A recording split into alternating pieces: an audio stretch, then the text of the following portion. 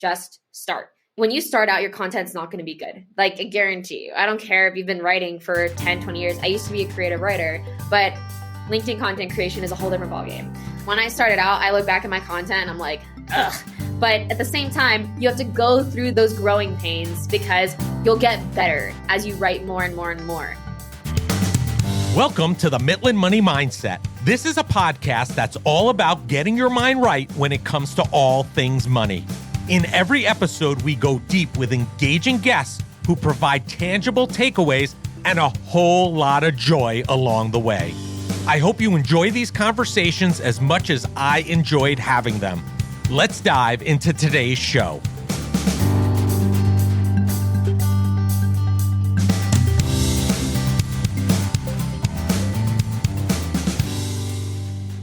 I'm Larry Sprung, your host for the Midland Money Mindset and founder and wealth advisor of Midland Financial.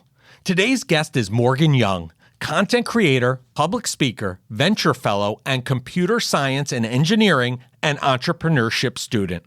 Morgan Young, in addition to all of those roles previously mentioned, is a self-development addict, a health nut, a co-founder of the budding UNR figure skating team, and an aspiring entrepreneur.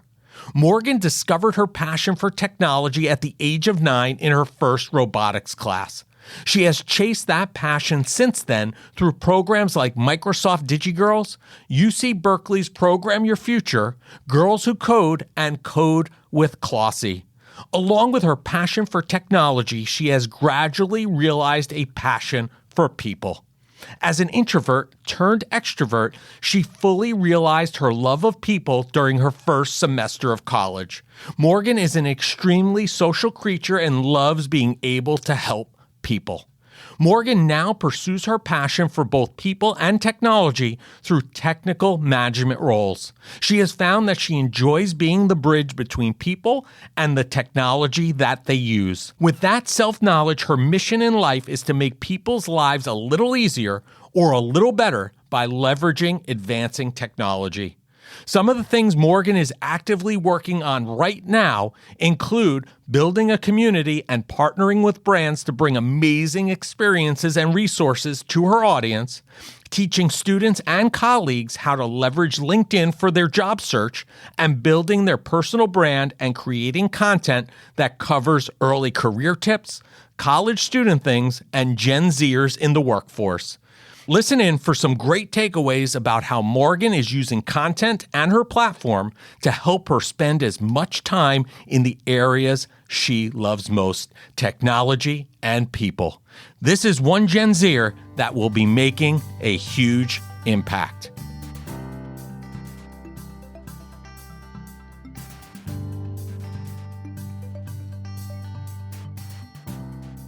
Well, I have the pleasure today of being with Morgan Young, who is a content creator, public speaker, venture fellow, and let's not forget, an entrepreneurship student. So welcome to the show, Morgan. Thanks for having me. I learned about you, in full disclosure to our listeners, on LinkedIn, but I don't want to ruin the story or your background. So I figured, let's hear it in your own words. Can you share with our listeners, how did you get to where you are today? What's the 10,000 foot view that got you to where you are today as a content creator, public speaker, and all this while you're in college? It kind of all started since I was a kid. So I study computer science, engineering, math, and entrepreneurship at school right now. And that kind of all started just from when I was I'd say 6 or 7. I showed a really natural aptitude for math, but I didn't really want to be an accountant or an actuary. And I didn't know what finance was. So that was kind of out of the picture. And then I found coding and I realized that my brain worked in a pretty logical way. And so I was like, let's try this computing and coding thing. And my mom really encouraged it. So I did a lot of extracurricular activities and programming and boot camps when I was between 6th grade and 12th grade. And that's kind of what led to that. And then going from there, being in college, I wanted to explore things and I wanted to try new things, but a lot of things that I did were unintentional. So being a content creator and a speaker was actually, it's intentional now, but it started out as a very unintentional thing. The way that I saw it, it wasn't really content creation. And I hadn't even gotten into the speaking thing yet. It was really just I wanted to share my journey and document the whole thing so I didn't like forget it. It was a very wholesome start, but I didn't intend for any of what I have right now to happen. But obviously, I've become more intentional with it as I've gone by. So I would say that bird's eye view, it's just being open to trying new things. And when it's like when opportunity knocks, I just take it. And like whenever I see a good opportunity for myself, I never say no because of like self-doubt or anything like that. Like I've just taken every single opportunity that I've ever gotten to try and get further. And thus far, it's worked out for me. Mm-hmm. Yeah. I mean, it sounds like you ended up where you were by accident, but ultimately when you realized how beneficial it was to you, you just kind of doubled down on that as a result. Yeah.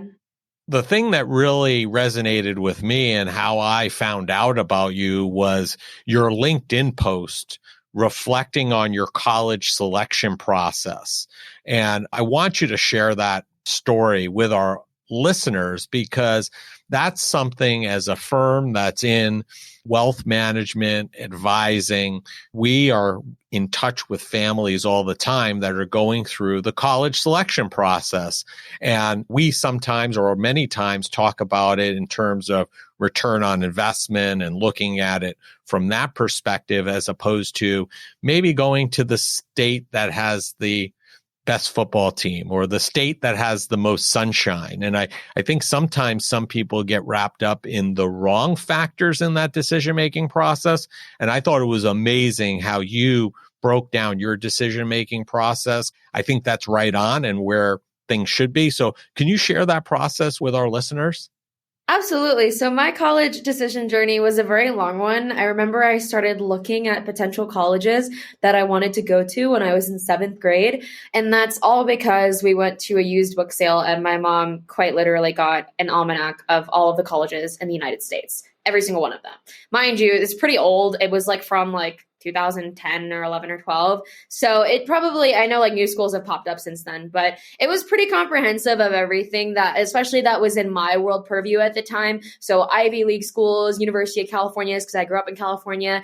And I was primarily looking at University of California schools because when I was in 7th grade, going to school in California as a California resident made sense financially. And that's why my parents were very encouraging of it as well, because I think at that time, I think tuition at a UC school, like a middle of the road UC school, like Santa Barbara or Santa Cruz costs like, I think it was like $8,000 to $12,000 a year, which wasn't ridiculous, especially because I was an in-state resident. But as I got older, things changed. A lot happened between 7th grade and 12th grade for me. And the landscape of college admissions really changed. I mean, it's kind of crazy. I like watched the documentary Varsity Blues and that just changed. Like that came out after the fact. That came out after I'd gone to college, but that really kind of changed my perspective on things. But going backwards, so I kind of just like growing up in California, I thought I was just going to go to a University of California and that was going to be it. And like my parents were kind of in agreement with that because that was what made sense to them. My dad grew up in Minnesota. He went to the University of Minnesota. My mom grew up in the Bay Area and she ended up going to Sac State. It made sense to us. But then I don't know why or where this came into picture. I think it was because of my grandfather. It was his dream for like one of his grandkids to go to Stanford. And I visited the Stanford campus and I actually did like a camp there / conference for 5 days when I was in 10th grade. And I really liked it, actually. I actually liked the Stanford campus. I thought it was beautiful. It was a really cool like time just to be there and a really cool experience. And I was like, you know what? I can see it. Like, I'm going to apply to Stanford. Like, I know it's like really difficult, but I think I can do it. And I was like, just to like be a little bit introspective, I think I had a decent level of self-awareness, but not enough. And I really was kind of like kidding myself by like, I did not have the stats to do that. I was a good student for sure. I was above average. I was the top 1% of my high school class, but I still wasn't outstanding or exceptional. I look at kids now and see the things that they're doing as seniors and juniors in high school. And I'm like, that was not me. I don't know why I ever thought that was possible, but a kid can dream. I applied to Stanford and it's so funny. I actually posted this also on LinkedIn, but I had an article written about me by my school because of all the cool things that I was doing. And they asked me like, where do you want to go to school? This was before decisions had came out. And I said Stanford. And like they even said that in the article. And by the time that article came out, decisions had come out and I didn't get in. And so I was like, well, that article did not age well. But then that kind of honestly like woke me up. So at that point, I'd applied to 4 Ivy Leagues, Stanford, and 4 UC schools, and then the University of Washington. That Stanford decision kind of woke me up. And I was like, maybe I'm a little bit less self-aware than I thought.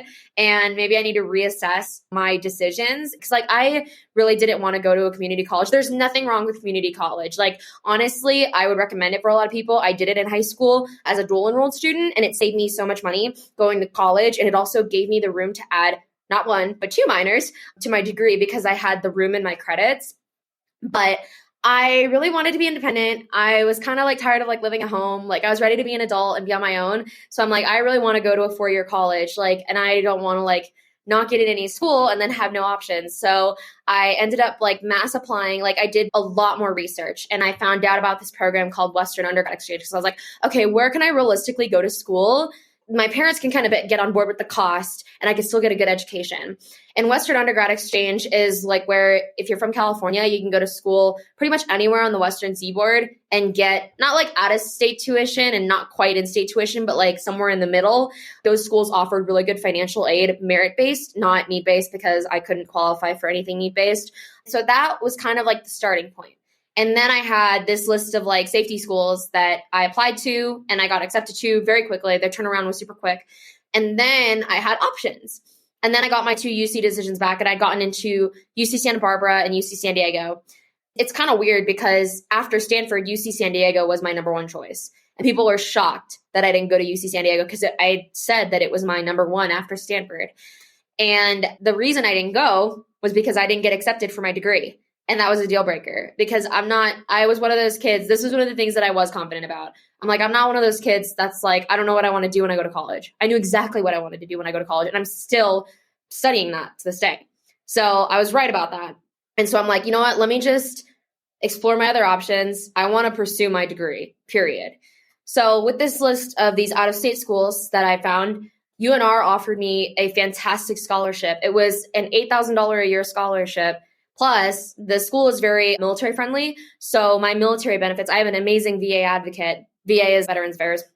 And they found a loophole in my legislation that gave me my aid that enabled me to get in-state tuition. So effectively, I don't pay anything to go to school. And neither do my parents, which was the most beautiful thing ever because I really wanted to be like my parents because both of my parents paid their own way through school. My mom worked during the day and went to school at night to get through school. My dad had the ROTC scholarship to go to school. That's still something that I'm really proud of is that I funded my entire education by myself. But I'm also one of those people, and I know that like it's kind of one of those Gen Z things that a lot of older people like don't agree with. But I think student loans and student debt are one of the worst things a young adult can do to themselves because student loan like terms are so unfavorable to young people. The whole scholarship and the financial aid thing, it just really worked out. Plus, it was kind of a bonus. I felt like that this school was like a good home for me. Like the area and the culture would be a good home for me. And that was a good call because I don't think there's anywhere else I would have rather spent the last 3 years of my life. Amazing. Now, your dad is former military. He's a veteran? Yes. Well, thank him for his service. We greatly appreciate that. And I have to say, I think Stanford made a big mistake because I think you really knew and probably are wise, although there may be people who are better academic wise or doing bigger things at an earlier age. I think you're on a great path. And I love the way that you kind of work through that decision-making process because I think it's something that's typically stressful and very difficult for a teenager. And I think the biggest thing was that you were so cognizant of the financial aspect of it. It sounds like you credit much of that to your parents in terms of them not having to pay or being able to pay their own way, I should say, through their education and come out with no debt. Were there any other influences on you from a financial aspect that really played a role in your decision-making process behind the fact that you didn't want to have loans and things like that and you wanted to pay your own way? Was that simply from your parents or were there other motivating factors behind that? There were some other factors at play for sure. One of them, actually, I'm really fortunate. Like, I have a really supportive family. I wasn't just my parents, actually. My grandfather he passed last October, but he wanted to pay for my school. And that's why, like, his whole thing was like Stanford, because my grandfather's dream was for me to go to Stanford and become a doctor. And sorry, grandpa, that doctor thing was never going to happen. But that was his dream. This is your yeah. dream. So he wanted to pay for my school. I was very thankful and grateful that he was willing to do that. I also felt like it wouldn't feel quite right because like I had some family members that did take him up on that offer. And I felt like they didn't appreciate their education as much, nor did they feel as driven and as motivated as I have, or as my parents I saw like were by having to pay for their own school. I think there's like, obviously it's great if your family can help support you in your journey for college. And there's absolutely nothing wrong with taking that support. But I think that there is something very like you can take so much pride in being able to say like I paid for my own education or I worked for my education. That's like one thing. The other thing is that this is so influential. While I was making my college decisions, my mom, she said, I was taking classes at a community college. She said, you're going to take a personal finance class or you're not leaving the house. And I'm like, okay. I took this personal finance class and it turned me into a personal finance geek. I absolutely loved it. Like I learned really basic stuff, like what a mortgage was, what a stock was, what a financial instrument was, but I loved it. And I was just like, oh, this is so cool. And they also went over student loans in it as well. And that was kind of something that kind of influenced me. I did this class while I was making my college decision. So I would be lying if I said that that didn't have like a very heavy hand in how I thought. And another thing is like, I think my mom wanted to have me have some level of financial literacy because she gave me my very first personal finance book. It was very simple. It's like mostly like color and like super shiny glossy pages when I was like 10 years old. And it was American Girls, A Smart Girl's Guide to Money. So I think that was kind of where it all started. But I would say that those things definitely had a big influence during that time. That's amazing. And again, I talk often about the fact that we can't rely on the educational system to provide that financial literacy component. So the fact that your parents, especially your mom, realized that and empowered you at such a young age is so important and valuable. And I agree with you. I think that one of the issues is people don't go through this process that you've gone through and end up taking out loans and having tremendous amount of debt, which they could have probably avoided had they put a little bit more time, effort, and energy into that process. So along those lines, if you had the ability to talk to hundreds, thousands, millions of families out there who are going to be approaching or going through the college planning process, what tips do you have for them to help them navigate that process, to put them in a position similar to where you are, where you're getting a degree, you're in your ideal location, not a lot of debt, if any, coming out of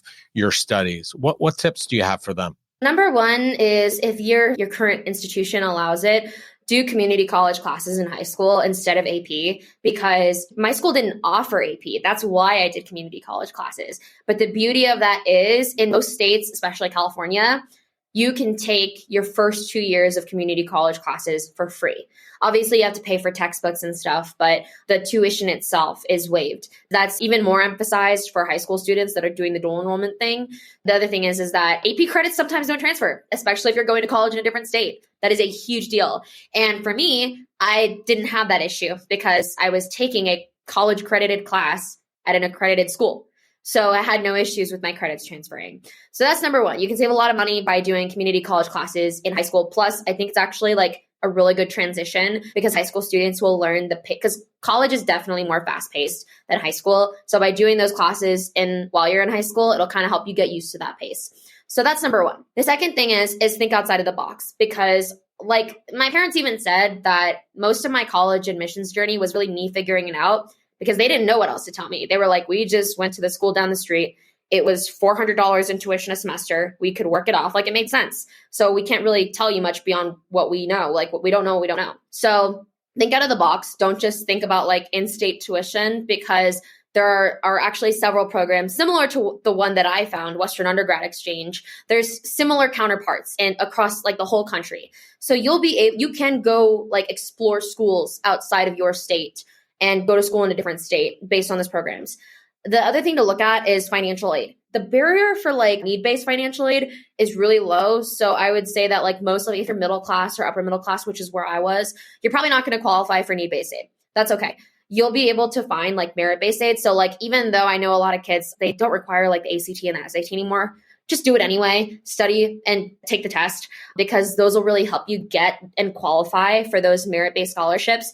Purely the reason that I got the scholarship that I did was because I had a 3.9 unweighted, a 4.4 weighted, and a 32 ACT. Mind you, this was like right before COVID. So I got lucky that I got to take my ACT before COVID.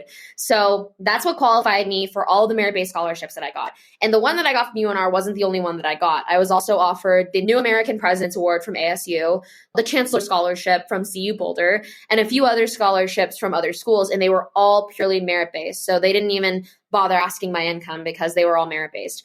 And you'll be able to find that just by looking out of the box. So if you, for example, live in a state like California, they don't give out a lot of merit-based scholarships. And the ones that they do are like super, super high level requirements. Like I know one person that got the Regent Scholarship for UC San Diego that was specifically for computer science. And he had a 36 ACT and a 4.0 unweighted. And I don't remember what his weighted was, but he had really high stats. So if you don't have those stats, like I didn't, then you'll still be able to find those scholarships. You just have to really think outside of the box.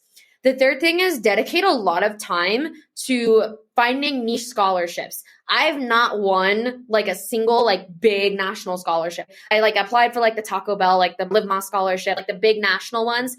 I have yet to win any of those. All of the scholarships that I've won, and I have won a lot, are like super niche scholarships. So like one of the scholarships that I won was from a company that was like local to where I used to live.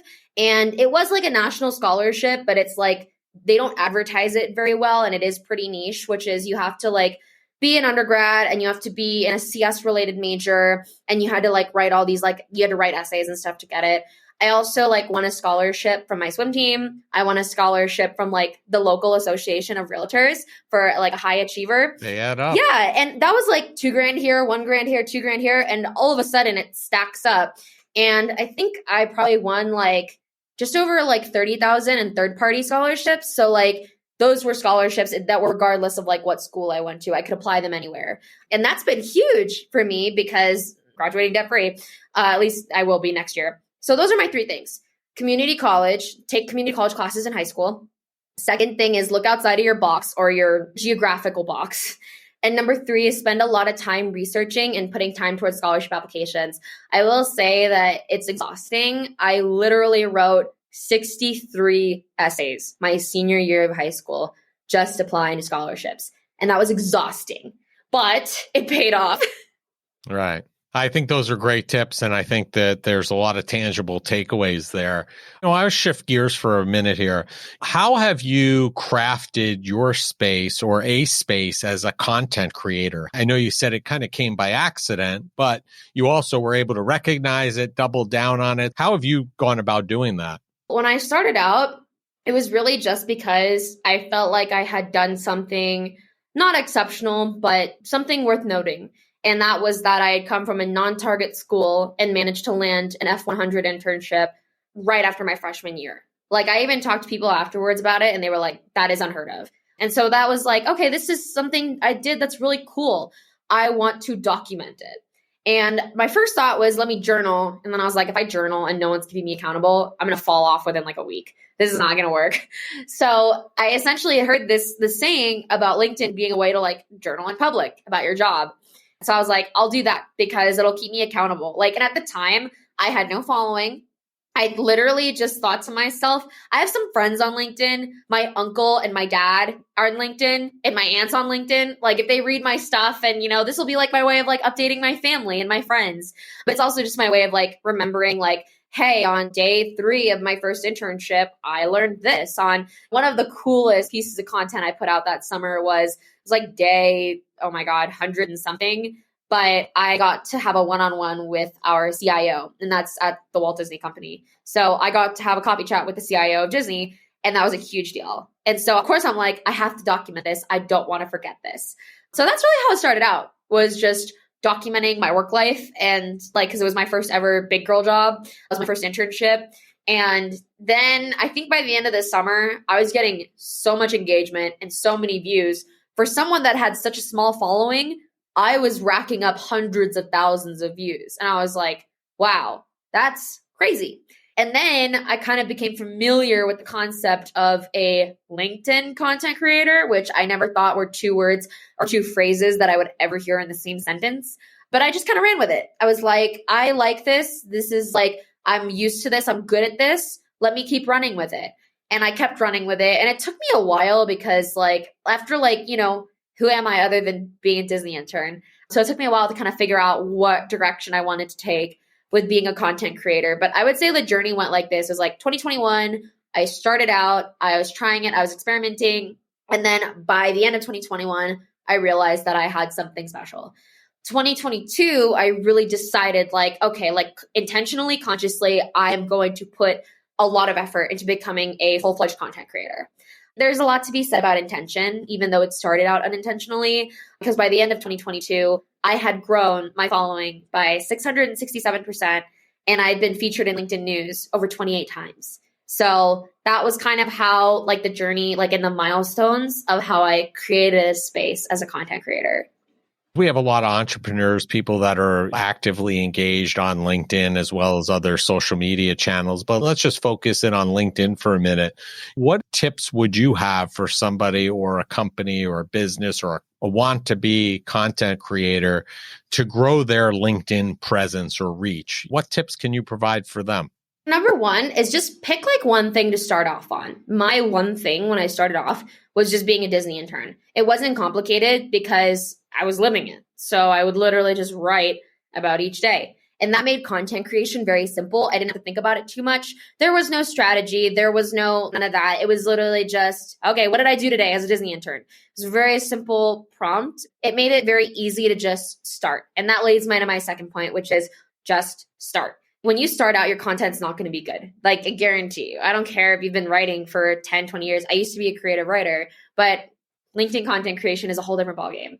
When I started out, I look back at my content and I'm like, ugh. But at the same time, you have to go through those growing pains because you'll get better as you write more and more and more. And I have to say, like, that's another thing is like, oh, that leads me to my next point. Write often, frequently, and consistently.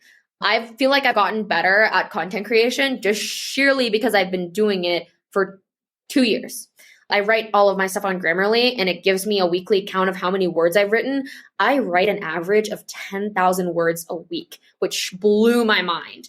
But it also kind of explains why I've gotten better at this because I do it so much and I do it so consistently. So just to recap what I said, focus on one thing, just start as soon as you can, and write often, frequently, and consistently.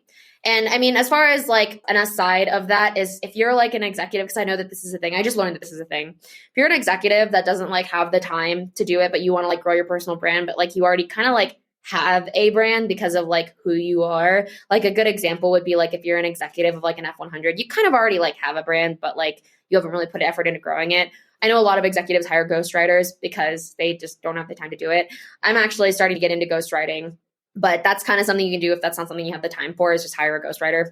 Next thing I would get into is consistency. There's this saying, if content is king, consistency is queen. And that is so true with any social media, but especially with LinkedIn. I cannot emphasize how much the LinkedIn algorithm will reward you for consistency. And it doesn't matter how often it is when you start out. So if you think that once a week on Wednesdays is what you can sustain, that's better than like sporadically. Just find a pace that you can sustain and stick to it. If you want to like increase slowly over time, you can do that.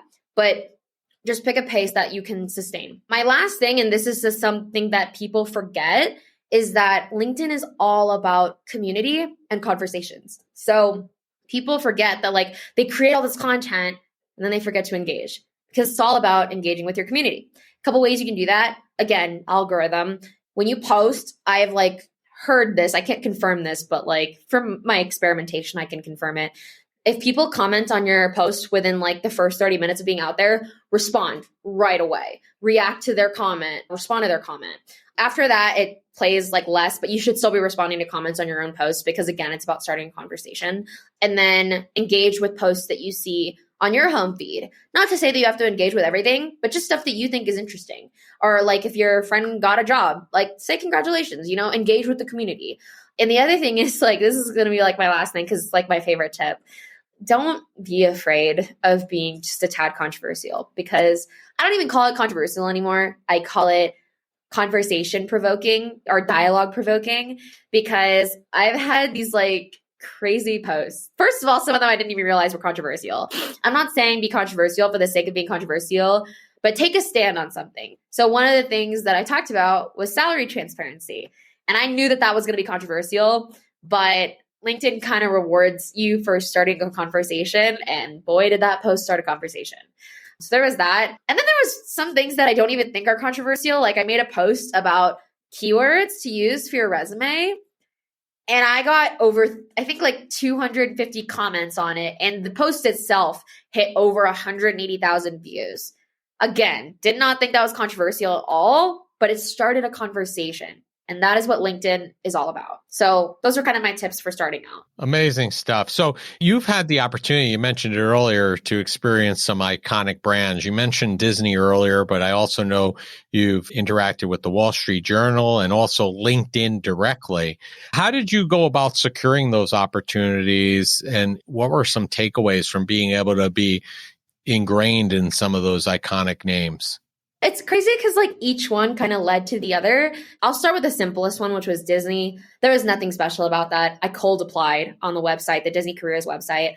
I guess my resume was good enough to make it past their screening system.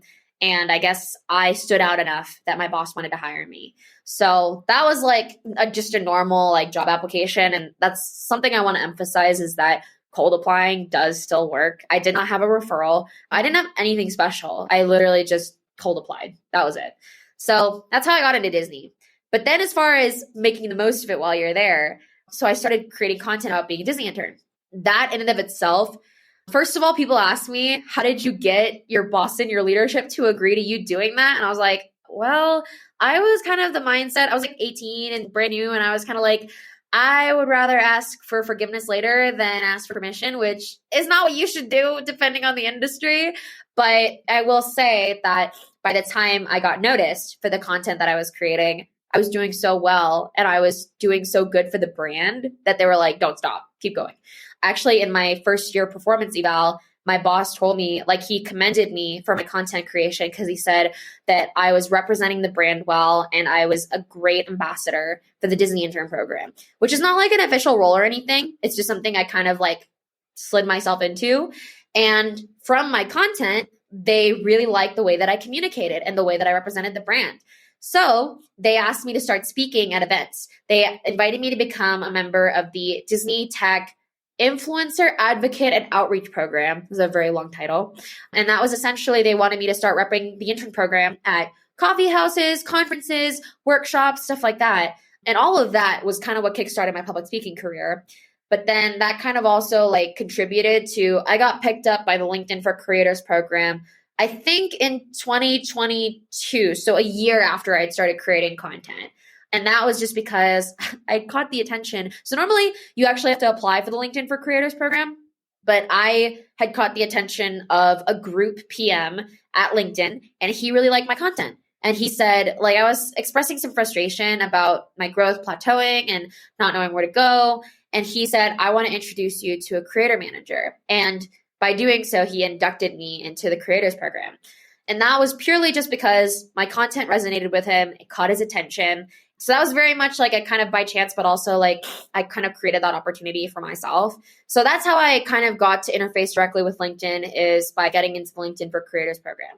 And then again, from LinkedIn content creation, I had started creating some videos. I can't remember for what, but basically like I started differentiating my content a little bit. Before it was like purely written stuff and some graphics, but then I started making videos, and it caught the attention of a production coordinator for a company that was creating the Wall Street Journal's new Snapchat show called Future View.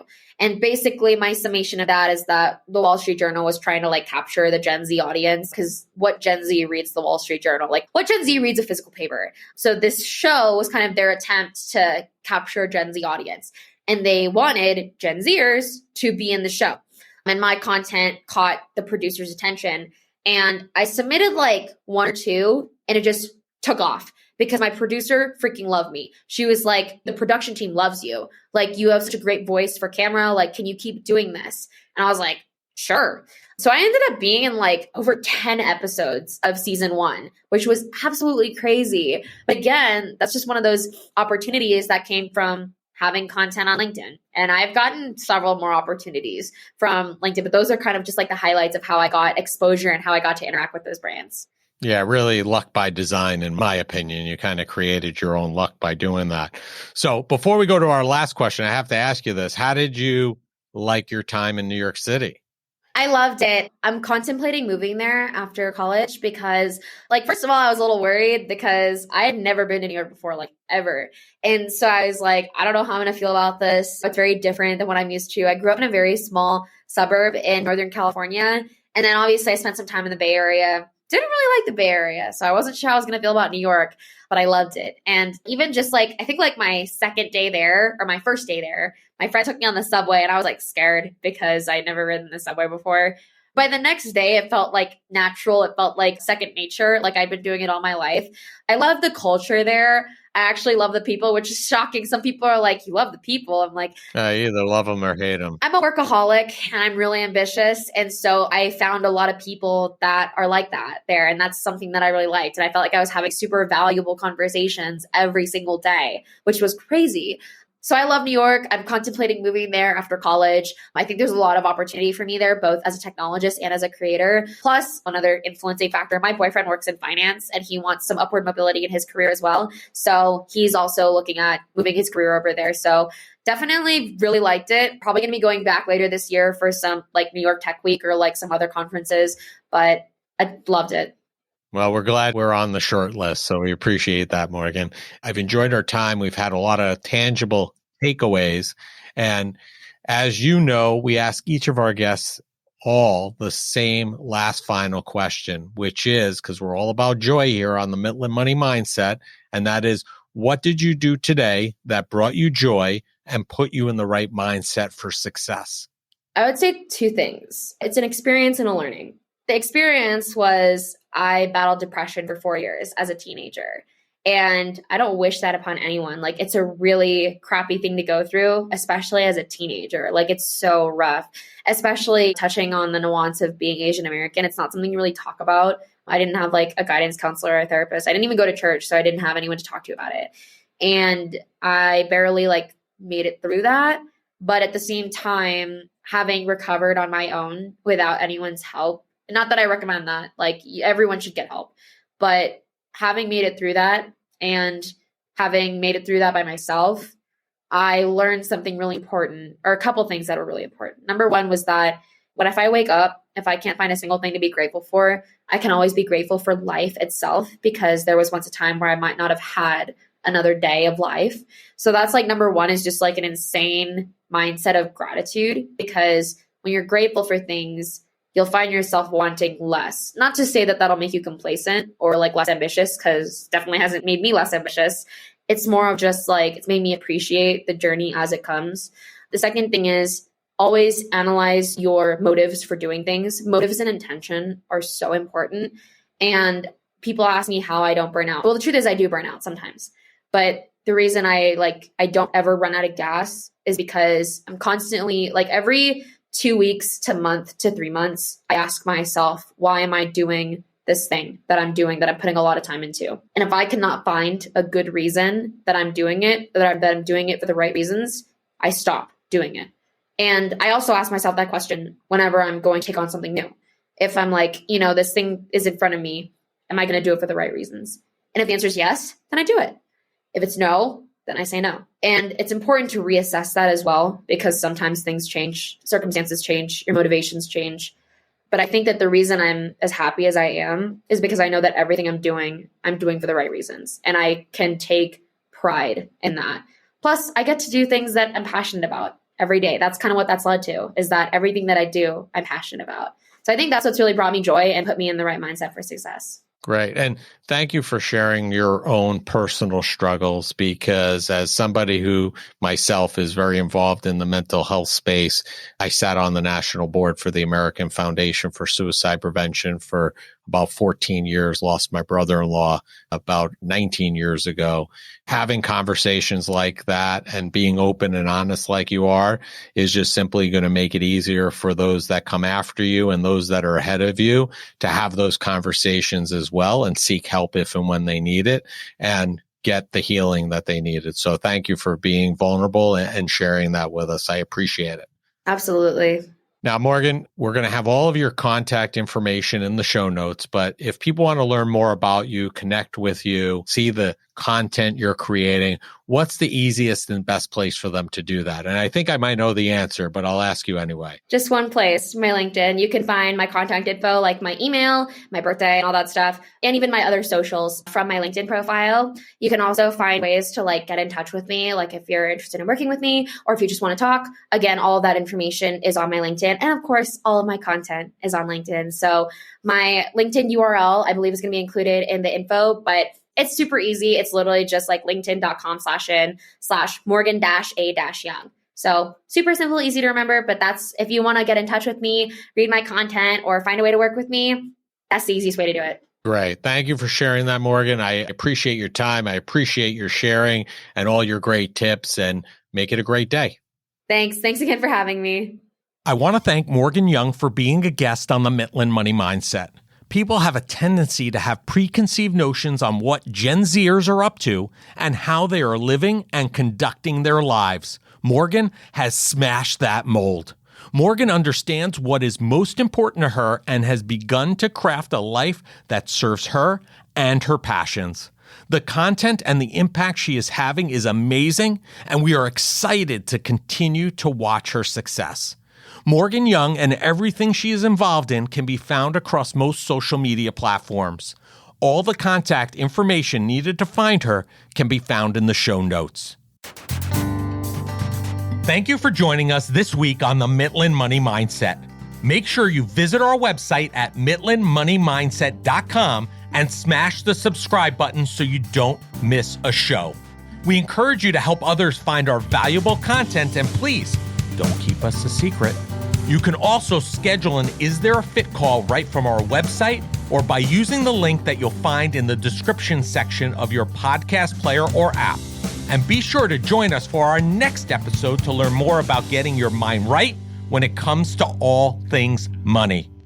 The opinions voiced in the Mitlin Money Mindset Show with Lawrence Sprung are for general information only and are not intended to provide specific advice or recommendations for any individual. Past performance is no guarantee of future results. All indices are unmanaged and may not be invested into directly.